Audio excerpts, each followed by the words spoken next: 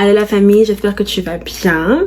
Il y a un message que j'ai reçu de Dieu, quelque chose que j'aimerais beaucoup partager avec toi. Alors ces temps-ci, je parle à beaucoup de personnes qui me disent je ressens ci, je ressens ça, je ressens que c'est ma saison de mariage, je ressens que c'est ça mon appel, je ressens que je suis appelée à devenir riche, je ressens que c'est mon mari, je ressens X, je ressens Y. Et je voulais donc parler de ces histoires de ressentiment, mais surtout des dangers en fait de s'en tenir à ce que tu ressens. Donc pour ça en fait, je vous emmène dans 1 Samuel 23. Dans 1 Samuel 23, David, qui est déjà pourchassé, traqué par le roi Saül qui veut le tuer, vit en exil. Maintenant, David apprend que les Philistins sont à Keïla et qu'ils sont en train de semer la terreur comme d'habitude. Keïla est une ville, c'est une ville dans le royaume de Juda. David est de Juda. Et David se dit, ok, qu'est-ce que je fais? Est-ce que je monte pour sauver Keïla? Mais parce que David n'est pas un gars qui est là pour s'en tenir à ceux qui croient, à ceux qui ressentent que, oh non, vraiment, j'ai besoin de sauver mon peuple. Il va demander à Dieu, Dieu, est-ce que je monte? Dieu lui dit, va, je vais livrer les Philistins entre tes mains.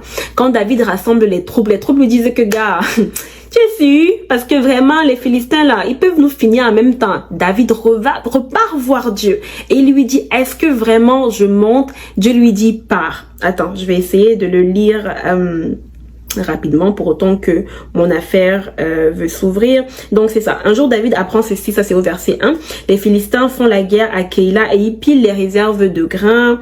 Donc David demande au Seigneur, est-ce que je dois aller attaquer les Philistins? Le Seigneur lui répond, va les attaquer et libère Keïla.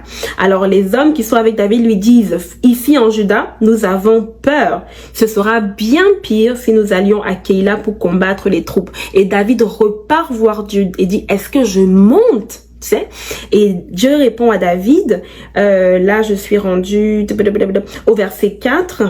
Pars, va à Keïla, je vais livrer les Philistins en ton pouvoir. Donc David part et effectivement, Dieu livre les Philistins en son pouvoir. Maintenant, le roi Saül entend que David est à Keïla. Et le roi Saül dit, verset 7, Saül apprend que David est entré à Keïla. Il dit alors, Dieu l'a livré en mon pouvoir. En effet, il s'est enfermé lui-même en entrant dans une ville qui a des portes et des verrous. Ok, donc là tu descends. Quand David lui apprend que Saül est en train de venir marcher contre lui, David lui il va prier. Il va de nouveau voir Dieu. Il lui dit au verset 11, est-ce que les habitants de Keïla me livreront à Saül? Non, avant ça d'abord, au verset 10, il dit, Seigneur Dieu d'Israël, j'ai appris que Saül se prépare à venir à Keïla. Il veut détruire la ville à cause de moi. Est-ce que les habitants vont me livrer? Est-ce que Saül va vraiment venir comme je l'ai entendu dire? Et Dieu lui répond, oui, Saül va venir. Je m'arrête là rapidement pour te dire, déjà, remarque les deux situations qui sont en train d'arriver.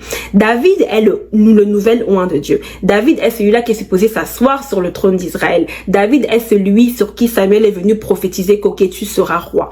David reçoit de Dieu que va libérer Keïla. C'est là-bas que je te veux. C'est là-bas ton appel de la saison. Ici, là, tu vas aller libérer Keïla. Je vais livrer les Philistins entre tes mains.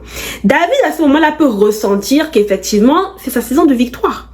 Sa saison de victoire. Dieu lui a dit, je vais te remettre les Philistins. Donc, il est parti et effectivement, il a réussi à combattre et il a sauvé il a sauvé les habitants de Keïla. Il a sauvé cette ville qui est non royaume de Juda, il est descendant de Juda, tu comprends? Donc David peut se dire, ok, c'est ma saison de victoire. Je ressens que je suis dans ma saison. Je ressens que effectivement c'est ici là que Dieu veut tout me donner. De l'autre côté, tu as le roi Saül. Le roi Saül, Dieu est parti de lui depuis très longtemps. Lorsque Samuel a oint David, la Bible dit que l'esprit de l'Éternel s'est retiré de Saül. Donc ça fait très longtemps que l'esprit n'est plus sur lui. Et pourtant Saül lui aussi ressent de son côté que c'est sa saison. Il ressent que Dieu veut livrer parce que Saül n'a pas prié. Saül n'est pas allé chercher Dieu. Saül n'a pas cherché la confirmation. Saül a ressenti que là, façon dont je regarde ces circonstances avec mes yeux, en fait, Dieu veut me livrer David et il a pris ses bagages pour aller chercher David, tu vois.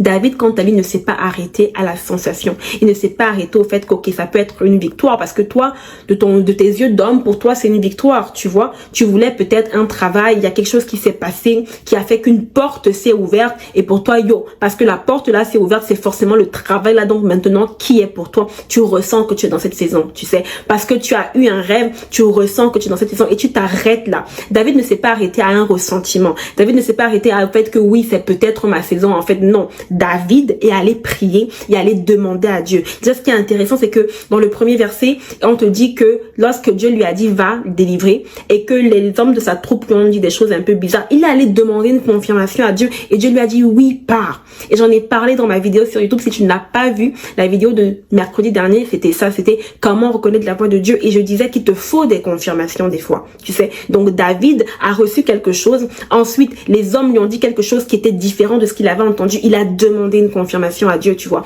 Tu ne peux pas avoir un ressentiment et ne pas avoir de confirmation. Peu importe ce que tu ressens, peu importe la saison dans laquelle que tu crois que tu es, peu importe ce que tu crois que Dieu t'a donné, que tu ressens dans ton cœur, ton sentiment, ton ressentiment ne suffit pas. Il va falloir que tu aies une confirmation. Et regarde ce qui est intéressant. Donc David pose la question. Là je suis au verset 12. David demande, est-ce que les habitants de Keïla nous livreront à Saül, moi et mes hommes? Le Seigneur répond, oui, ils vous livreront. Si David n'avait pas demandé à Dieu, David serait mort. Et là, on aurait dit que Dieu a menti, que le prophète Samuel était monté, était descendu, ce n'était pas un vrai prophète. Pourtant, David serait mort, simplement, même pas par désobéissance en tant que tel. Parce que si Dieu ne te dit pas comment tu désobéis, je ne sais pas, ça peut être ton loophole, que non, Dieu ne m'avait pas dit, non, je n'ai pas désobéi. David serait mort. David serait passé à côté de sa destinée, en fait, tout simplement parce qu'il n'aurait pas demandé à Dieu, Seigneur, je fais quoi ici? Donc, peu importe ton sentiment et ton ressentiment, peu importe dans le couloir dans lequel tu te trouves, peu importe le choix que tu as à faire, n'avance pas parce que tu as un sentiment. Ne prends pas une décision parce que tu as un ressentiment. Prends une décision parce que Dieu t'a confirmé, c'est ça que je veux que tu fasses, ou ça, ce n'est pas ce que je veux que tu fasses. David serait mort, on l'aurait livré s'il n'avait pas demandé à Dieu. Il sortait d'une victoire, il a été loin de l'Éternel. Il y a un appel clair qui est là sur sa vie. Ça ne veut pas dire que tous ses sentiments ou tous ses ressentiments, il doit se reposer dessus. Peu importe l'appel, peu importe la victoire que tu viens d'avoir, peu importe le fait que tu sors d'une retraite spirituelle de je ne sais pas combien de temps, peu importe le fait que vraiment, peut-être même que tu étais en transe et le Saint-Esprit lui-même est descendu. Avant d'avancer, tu ne t'appuies pas sur tes sentiments, tu t'appuies sur la confirmation, sur la parole que Dieu t'a donnée. Confirme toujours tous tes sentiments et tes ressentiments. J'espère que cette parole était pour toi, qu'elle t'a béni et qu'elle t'a édifié.